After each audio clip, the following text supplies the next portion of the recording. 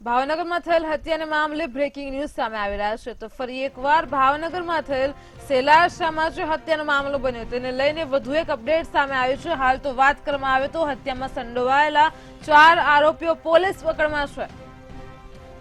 તો આરોપી ફિરોઝ શેખ સરફરાજ શેખની પોલીસે ધરપકડ કરી છે। આરોપી શાહરુખ મલેક અને રાહિલ હબીબાણીની પણ ધરપકડ કરવામાં આવી છે।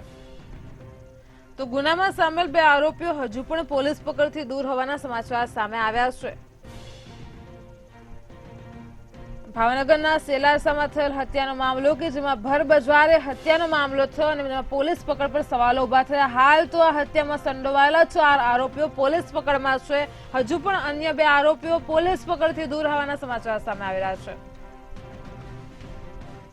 કસ્બાના હોદ્દેદાર હોય 15 દિવસ અગાઉ તેણે તેના મિત્ર અબ્બાસભાઈ અને ફિરોઝ અને નાનકા વચ્ચે એક પ્રશ્ન બાબતે સમાધાન કરાવેલું હોય તેનું મનદુખ રાખી અને આ નાનકો ફિરોઝ શાહરુખ અને બીજા 3 માણસો આવી અને મરણ જનાર ઇલિયાસભાઈ સેલારસા વિસ્તારમાં દુકાને ઊભા હતા ત્યાં આવી અને સિવિલ હોસ્પિટલ દાખલ કરવામાં આવે છે અને ત્યાં તે મૃત જાહેર કરે છે।